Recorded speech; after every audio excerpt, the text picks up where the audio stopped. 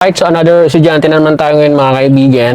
So, ang tuturuan po natin ngayon ay babae. Ayan po sa mga interested matuto ulit kung paano mag-drive ng automatic kasi automatic transmission po yung ating ituturo ngayon. So, first day namin ngayon and then I think beginner po yata yung ating tuturuan. So, tara, samahan nyo kami. And turuan natin siya step by step kung paano nga ba talaga mag-drive ng isang automatic transmission. Let's go! Okay, pangalan mo ay Angelica.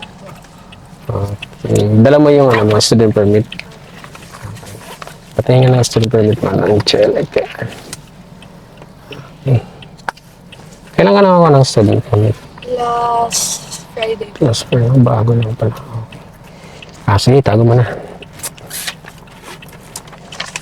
Okay, so... Okay, so seatbelt ka muna. Seatbelt muna tayo.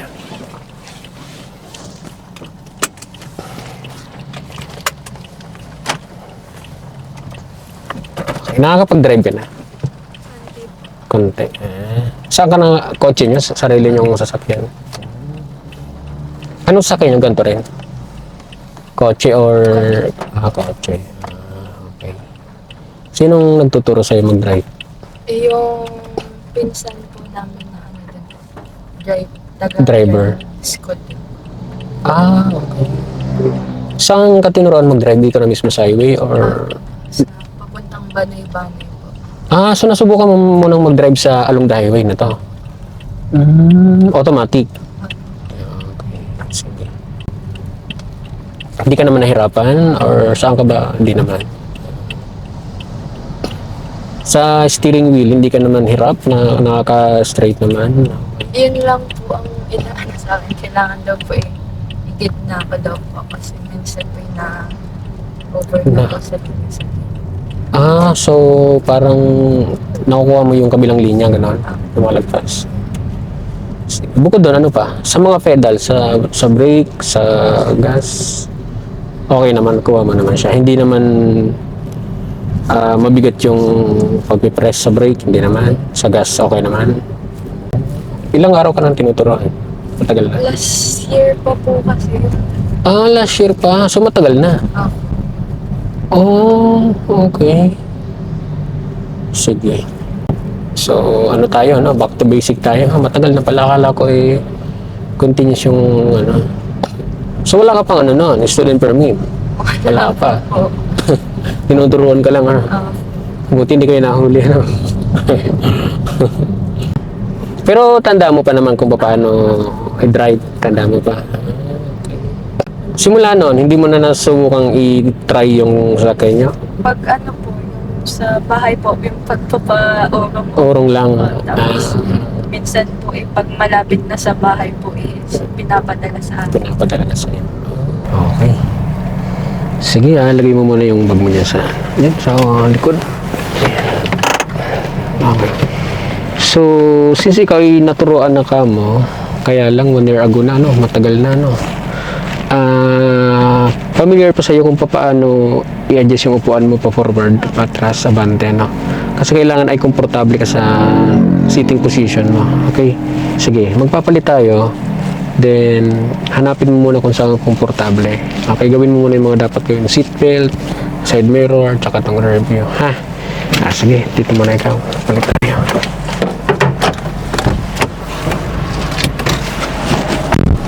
Okay ka na dyan? Komportable.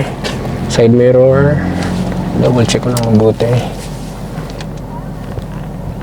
Okay, yung upuan mo. Dandan. Okay. So, yung rear view mo, kita mo yung likod? Okay, tapos seatbelt. Huwag mong kalimutan yung seat. Okay.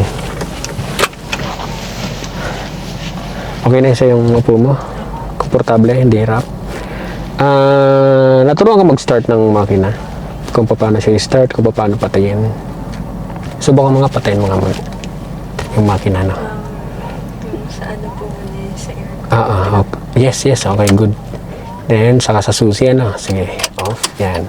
So, sa pag-start naman, yan, tama yan, dapat naka-brake ka, nakalong press ka sa brake.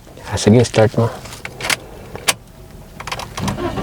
Yan, very good. Okay.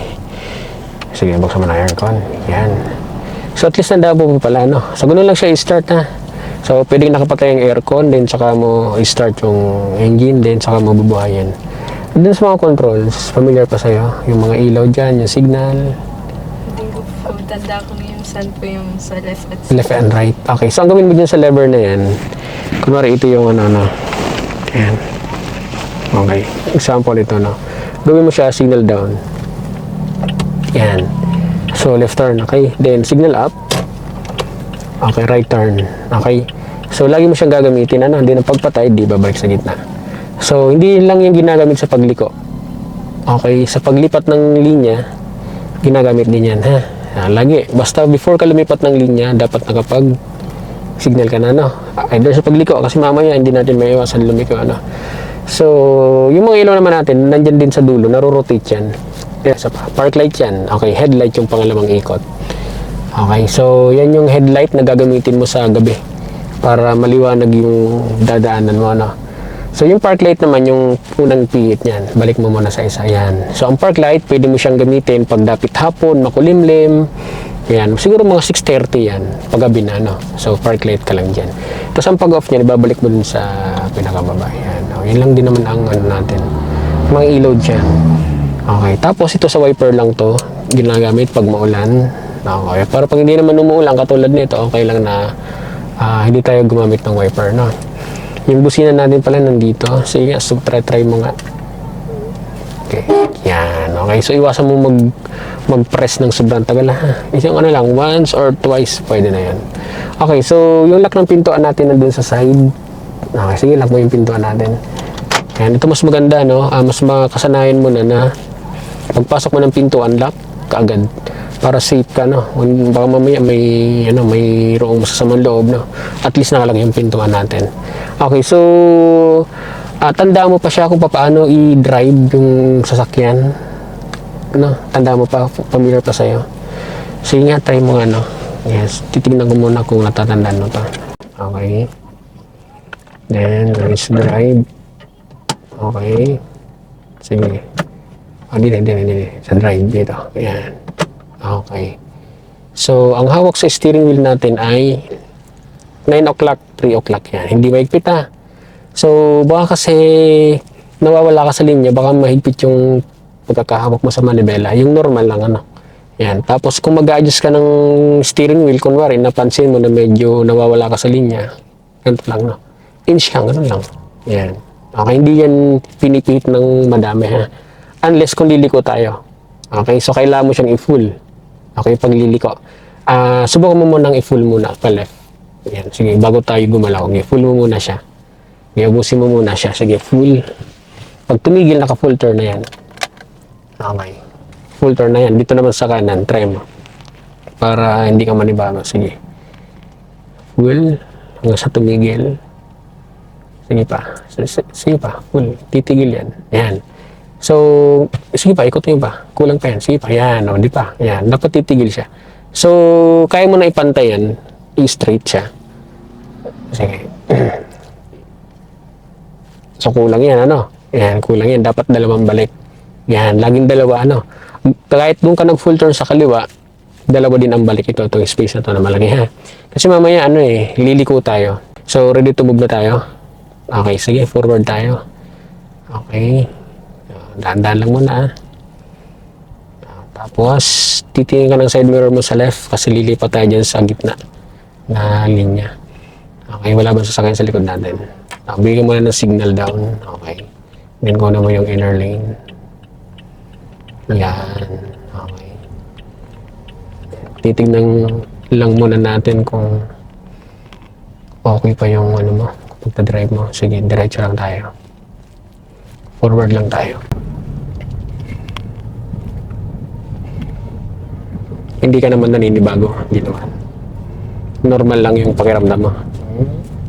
Magaling ka na pala mag-drive, eh.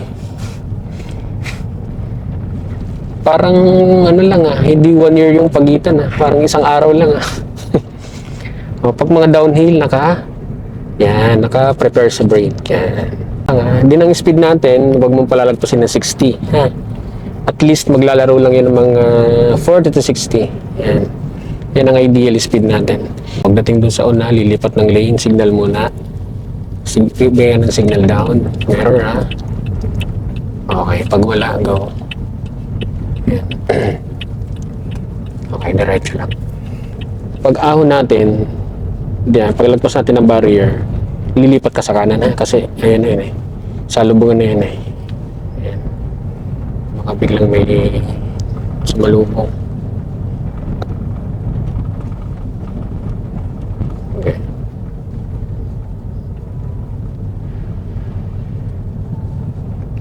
Ayan, okay. Signal. Dito ka sa inner lane. Ayan, gas. Ayan, diretso lang tayo. Ayan, i-gas pa. Go lang.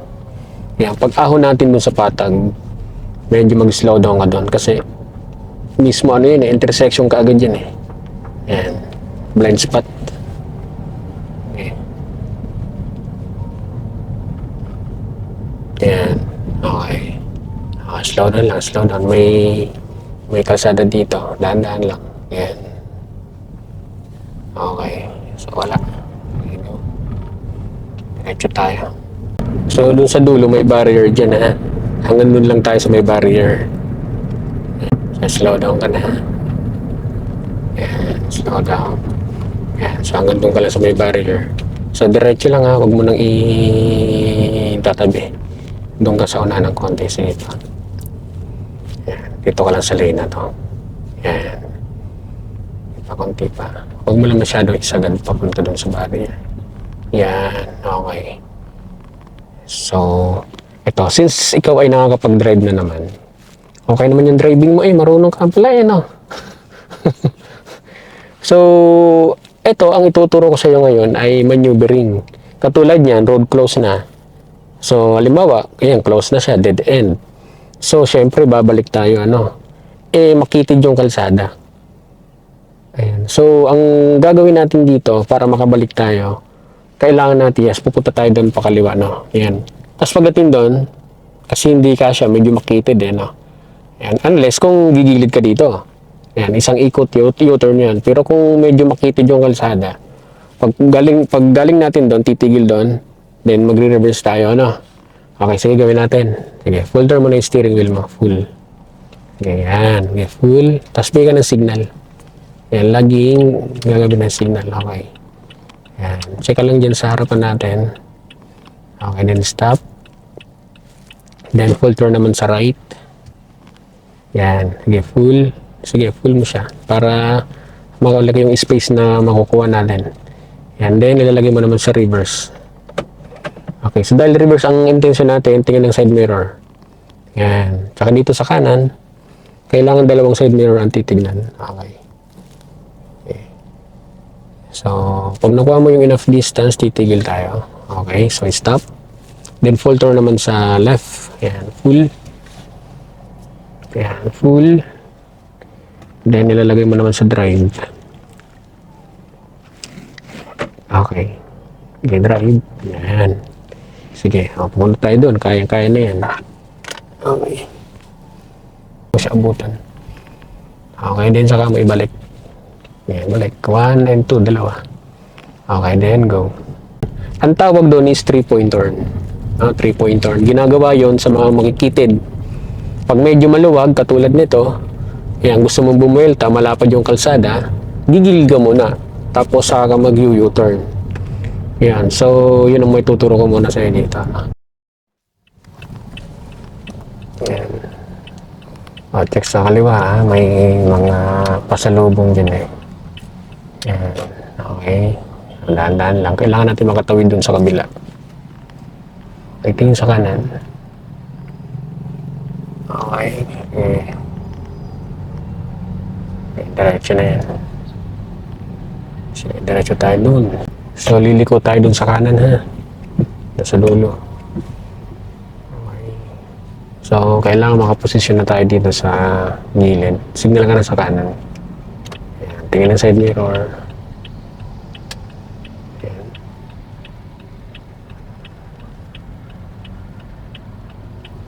Ayan. Okay. Yan, pumunta tayo din. O, check nga, may mga motor na sumisingit dito sa kanan.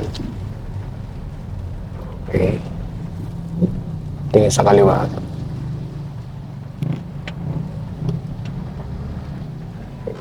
Go. Ayan, diretso tayo dyan.